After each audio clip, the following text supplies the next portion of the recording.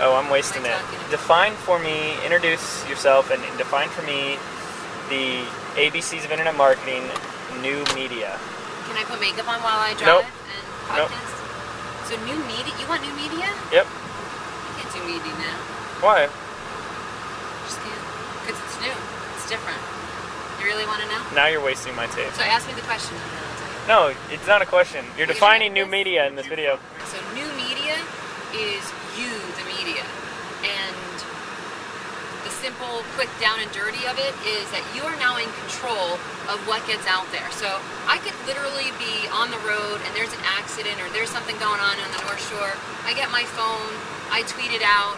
That is considered a new media channel because it's getting news, it's getting information out to the masses, out to people, out to the followers very quickly and instantly, and it's controlled by the user, by the person, by the citizen on the street, and it's not, it doesn't have the delay that old media had. So the contrast of old media would be the ABC channels, NBC, ABC, CNN, Fox News. It's all controlled very often by what they want to get across. And the whole reason why new media was revolutionary and it came out and it became so popular was because the bloggers started getting information out that old media either hid or they didn't get it right.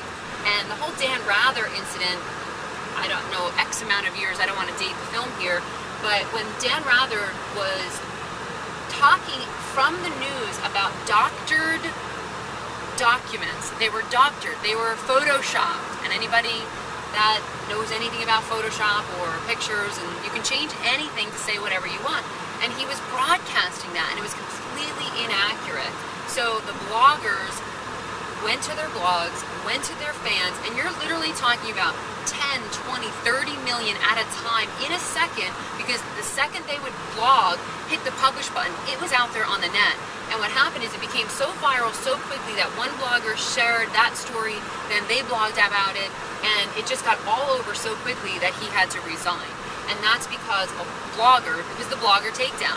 Bloggers took him down, and that was new media conquering old media. And again, the difference is you're in control, you can get the news out, and you're not subject to being approved by getting on the news. And that's another benefit for business owners. I always look at it as a marketing perspective, is that when you don't have to be approved, sending your press release to get on the news and get on TV, you can just go live. Now the key is find the influencers that really have a loyal following. Not necessarily the numbers, but truly the response. So they get retweeted, they send them @messages on Twitter, or there's a lot of comments on their blog, or there's a lot of comments on their friend feed or Facebook. Those are the influencers in new media that you want to connect with, and that's who you send your press release to.